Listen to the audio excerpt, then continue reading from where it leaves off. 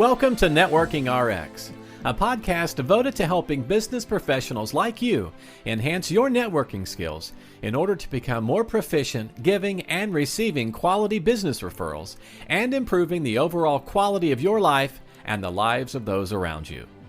The Networking RX podcast is a production of AmSpirit Business Connections, an organization whose mission is to empower business success through networking.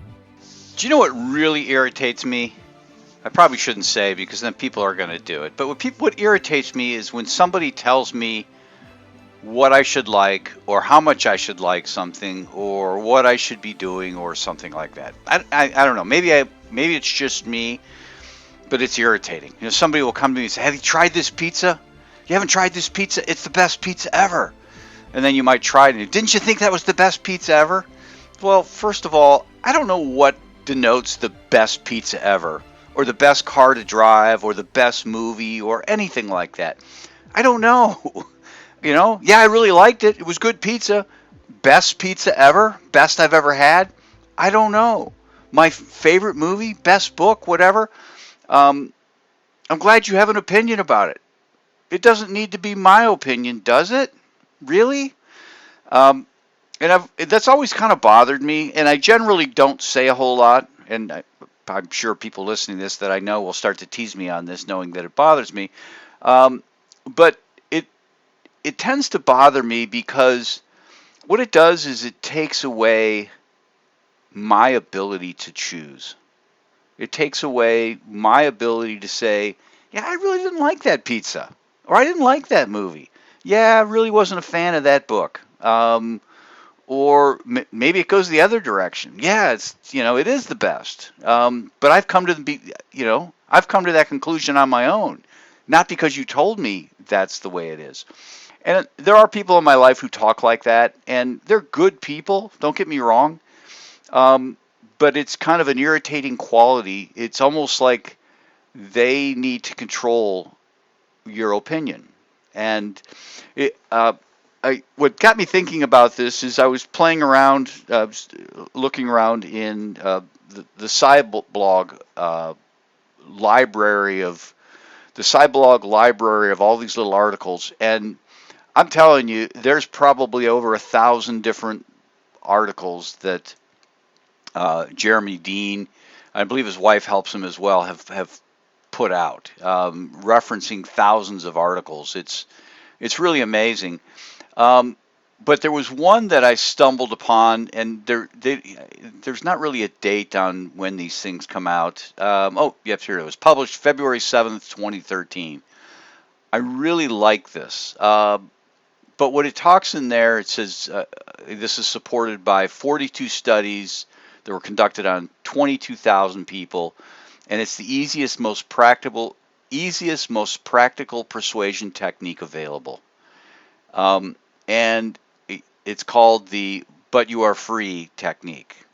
Essentially, the "but you are free" technique is as simple as this. When you ask someone to do something, you add on the sentiment that they're free to choose. You should try this pizza. I think you'll like it. I think it's the greatest ever. Be interested in what you think. But I think you'll like it. Or maybe you won't like it. This is a staple of Sandler selling, right? If you've ever gone through any sort of Sandler training, it's you give the people the ability to say no. Can we meet next week? And if no is an acceptable answer. You can tell me no, and it's okay. You can tell me that you don't want to talk anymore. You can tell me to stop at any point. You can tell me I only have 15 minutes. And even if you only tell me I have 15 minutes, you can stop me after 5. You're giving them the freedom to choose. Now, according to Jeremy Dean's his post, his newsletter and Sciblog, a recent review of 42 psychology studies carried out on this technique has shown that it is surprisingly effective, given how simple it is. All in all, over 22,000 people have been tested by researchers. Across all the studies, it was found to double the chances that somebody would say yes to a request. It's just that simple.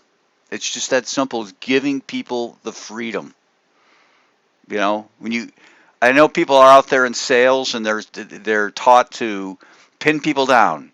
Can we have? I still get them. Can we meet Tuesday or Thursday? What's your calendar look like this week? You know, and I guess what's your calendar like this week is somewhat open. Um, and my schedule's always full this week. I mean, it's already full this week. Next week I'm available. I've got time next week, but the start of next week I'm locked in. The newsletter goes on to say people have been shown to donate more to good causes, agree more readily to a survey, and give more to someone asking for bus fare home. And I'm still quoting here. The exact words used are not especially important. The studies have shown that using the phrase "but obviously do not feel obligated" works just as well as "but you are free." And this is interesting. This is something that I certainly need to take note of. Is what they find is that when this is done face to face, it's most effective. The power of the technique drops off over email. It's still effective, but it's not as effective on somebody. So when you're talking to somebody face to face, you and you give them an out, they're more likely to comply. I'm not being cornered. Whereas I can understand it. Somebody getting an email, they already have an out. They can delete the email. They don't need to respond, and I get that all the time. People just don't respond. But face to face, it's like, okay, the person's asked the question. If I just walk away, it's rude, which is the equivalent of deleting an email. If I don't answer the question, it's kind of rude. I kind of, seem maybe arrogant or I don't know I guess it would depend upon how the non-answer happens.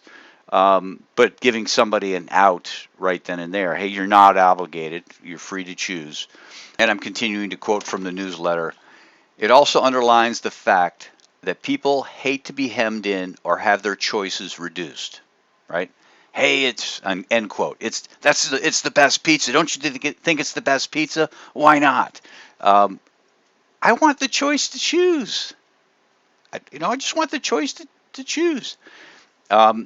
Quoting, we seem to react against this attempt to limit us by becoming more closed-minded. So when somebody is saying, hey, this is the best pizza, and I keep hammering on that, it can be a lot of things.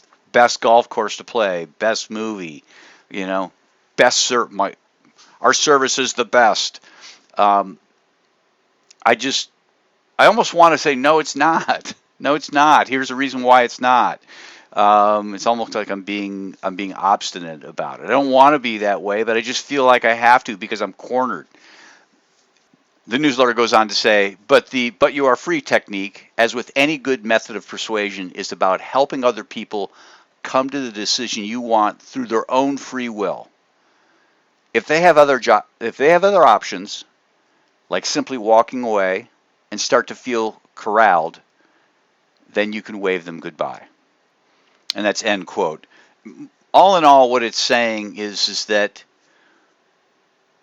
when you respect people's autonomy to say no, when you respect their ability to walk away in any relationship, a sales relationship, a personal relationship, hey, let's go get pizza relationship, the side effect of making them, there's a happy side effect of making them more open to persuasion. And you look good and are more likable in the process. Just something to think about as you interact with people. We all have our own opinions. I have favorite movies. I have lots of favorite pizzas. All pizza's good in my mind. And I just, I think this is food for thought and just kind of being what Adam Grant talks about in his book, Give and Take. He calls it powerless communication. And I think it's really effective, and I'm glad I stumbled upon this in Cyblog because it really affirms what I've thought all along, is that when you try to pin people in, when you try to corral their decisions, they're more likely to rebel, and that's certainly not what you want in your relationships. And we just become better persuaders, better influencers, by giving people options. And one of the options is giving people the option to say, no, I don't want to do that, or no, that's not my favorite pizza, I'm glad you like it. It's not my favorite. Don't tell me what my opinion should be, but I don't think it's the best. So something to think about. So let me just close this episode by saying I think this is the best episode I've ever had. But you're free to have a different opinion about that. Thanks for joining us on the Networking RX podcast. Please put what you've learned into action today and let us know if you have questions, comments, or ideas for future topics. You can email them to us at podcast@amspirit.com. That's AmSpirit.com. Finally, so you never miss an episode, be sure to subscribe to the Networking RX podcast through iTunes, Overcast, or however you receive your podcasts. Now get out and network with someone.